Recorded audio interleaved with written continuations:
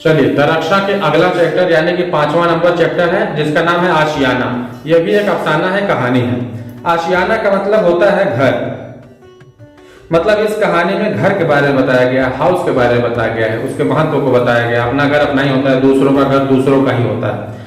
वैसे आप लोग कहानी को समझेंगे, लेकिन सबसे पहले इसके लेखक के बारे में समझ लेते हैं हर बार की तरह। आशियाना जो चैप्टर है, इसके लेखक है यानी कि मुसन्निफ है निगार अजीम, जो कि एक औरत है। इनका जो असल नाम है, रियल नेम है, वह है मलिका महर निगार। मलिका महर निगार। उर्दू के अलावा ड्राइंग और पेंटिंग में भी एमए किया है इन्होंने। उर्दू के अलावा उर्दू में भी एमए, ड्राइंग और पेंटिंग में भी एमए किया है इन्होंने। फिर जामिया मिल्ला इस्लामिया से पीएचडी भी हासिल की है, दिल्ली जामिया मिल्ला इस्लामिया, बहुत अच्छा कॉलेज है।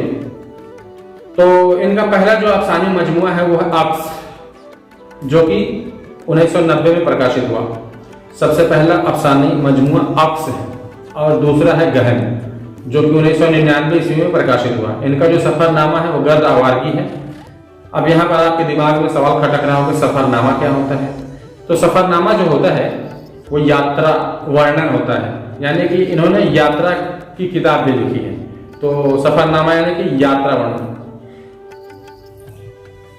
तो इन्होंने यात्रा पर भी चीजें लिखी हैं, तो इसके बारे में एग्जाम पूछ देता है, इसलिए यात्रा करें। अब आशियाना कहानी की तरफ आते हैं। इसमें बहुत सारे किरदार हैं, सभी किरदारों के कैरेक्टर को आप समझ सकते हैं। मैं इंपॉर्टेंट पॉइंट बताऊंगा जिसमें रोल प्ले कर रहे हैं। सबसे पहले बरकत अली, जरीना, रुकैया, सिराज, इरफाना, अदनान, फरहान। इसमें जो मेन कैरेक्टर है, जो मेन किरदार है, वो है जरीना। ये मेन किरदार है, तो इसको नहीं बोलना है, ये इस कहानी को बता रही है। तो अब सुनिए कहानी क्या है। इसमें जो जरीना है, इनके जो हस्बैंड है यानी कि शौहर है, वह बरकत अली। जरीना के शौहर कौन है? बरकत अली। और इनकी वाइफ जरीना। जरीना और बरकत अली के बेटे जो है सिराज, और इनकी बेटी है रुकैया। यहाँ तक कोई दिक्कत नहीं है। जरीना और बरकत अली का एक छोटा सा आशियाना रहता है, यानी कि घर रहता है।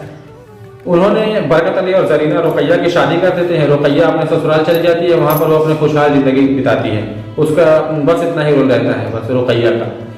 अब बात आती है सिराज यानी जरीना और बरकत अली के बेटे की। तो सिराज को जरीना और बरकत अली बहुत अच्छी तालीम और तरबियत देते हैं, बहुत अच्छा एजुकेशन देते हैं, और बहुत अच्छे स्कूल में पढ़ाते हैं। और यही कारण होता है कि सिराज का जो जॉब हो जाता है बेंगलोर में हो जाता है, उसकी नौकरी बेंगलोर में लग जाती है।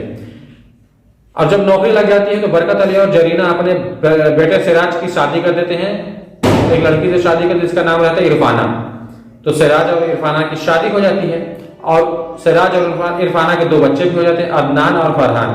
अदनान 9 साल का रहता है, फरहान लगभग 5 साल का रहता है। तो यहाँ तक तो कोई दिक्कत नहीं है। सिराज, इरफाना, अदनान और फरहान, ये जो चारे हैं, सिराज लेकर चला जाता है अपने फैमिली को कहाँ? बेंगलोर में। वो वहीं पे जाकर शिफ्ट हो जाता है, क्योंकि वहां पर उसका नौकरी रहता है। अब अपने जो आशियाना में अपने घर में सिर्फ 2 ही लोग बच जाते हैं, बरकत अली और जरीना, यानी कि बीवी और शौहर। अब ये अकेले चुपचाप रहते हैं, आपस में बातें करते हैं, खाना पकाते हैं, खाते हैं। तो एक दिन क्या करता है सिराज, वो अपने घर बुला लेता है कि आ जाओ। बहुत जिद करके अपने वालिद और वालिदा को, माता पिता को घर बुला लेता है बेंगलोर। तो बरकत अली जरीना सोचते हैं क्या दिक्कत है, आखिर हम लोग यहाँ पर अपने छोटे से आशियाना में क्या कर रहे हैं, चुपचाप अकेले रह रहे हैं, चले जाते हैं अपने बेटे के घर। तो बरकत अली और जरीना अपने बेटे के घर चले जाते हैं। वहां पर जाते हैं तो शुरू में तो बहुत अच्छा लगता है उनको, उनके बेटे सिराज के घर। क्या होता है कि वहां पर 7th फ्लोर पे, 7वें मंजिल पर जाना रहता है, वो भी नहीं तो लिफ्ट से। बहुत मजा भी आता है बरकत अली और जरीना को, ना किसी से लेना देना, पड़ोसी तो नाम का चीज ही नहीं रहता वहां पे। अपना काम से काम रखो, किसी और से कोई मतलब नहीं। तो यहाँ पे जरीना और बरकत अली ये 2-3 साल रहते हैं सिराज के घर बेंगलोर, और 2-3 साल रहते रहते ये ऊब जाते हैं वहां पे। मतलब बोर फील होने लगता है उनको, एक कमी महसूस होने लगती है, वो घुटन सा महसूस होने लगता है अपने बेटे और बहू के घर में। क्यों? जब भी जरीना क्या करती, काम करने जाते कुछ भी बोलती है, तो इरफाना बोलती रहने दीजिए अम्मी, आप क्यों काम करेंगी, आपका तो गया वक्त, अब हम लोगों का काम है। मतलब सिराज और इरफाना, इनके बेटे और बहू बहुत ही खातिरदारी करते हैं अपने माँ और बाप के। तो बहुत ही ज्यादा, इतना ज्यादा खातिरदारी करते हैं कि इन दोनों को काम करने ही नहीं देते हैं। यहाँ तक कि इन दोनों के घर में 2 नौकर थे, नौकरों को भी जरीना बताते हैं कि ऐसे नहीं प्रेस आयरन किया जाता है, इस तरह करो।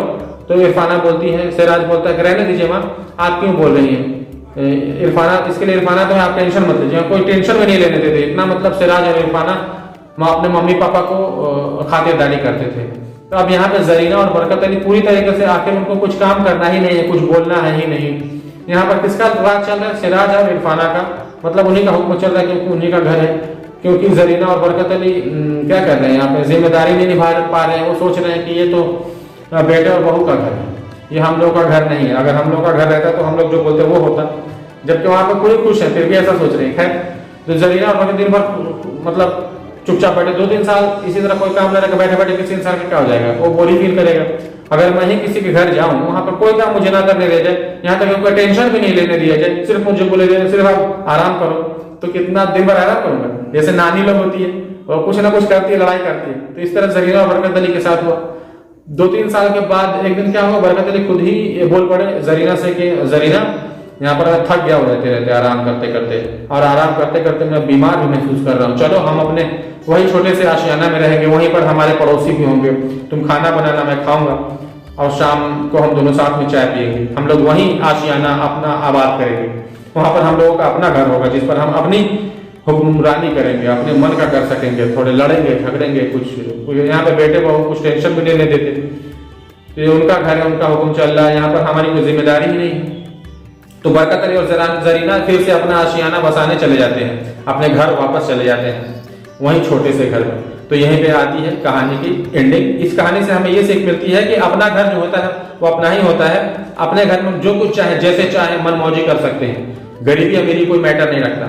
अपने घर में अपनी ही हुक्म चला सकते हैं। अब दूसरों का, याद है कि अपने बेटे अपनी बेटी का ही घर क्यों ना हो, वहां पे अपना हुक्म नहीं चला सकते, उन्हीं का होता है। ये बात समझाने की कोशिश की गई है इस कहानी में। ठीक है, तो ये कहानी होता है खत्म। अब चलिए समझते हैं, हमें इसको बार बार देखना है, देखते हुए एग्जाम में जो है पास होने के लिए बार बार ये कहानी सुनिएगा, इसके कैरेक्टर याद हो जाएंगे, कैरेक्टर याद हो जाएंगे, कहानी याद हो जाएगी, तो आप अच्छे से लिख के आएंगे। तो इसीलिए मैं कहता हूं कि इस वीडियो को कान में लगा के बार बार सुनते रहिए, सुनते रहिए, सुनते रहिए। कम से कम 2 बार तो सुन ही लीजिए, और नहीं कहीं तो बाथरूम में जाकर सुन लीजिए। बस सुनिए, कहानी समझ के सुनिए। तब तक के लिए बाय।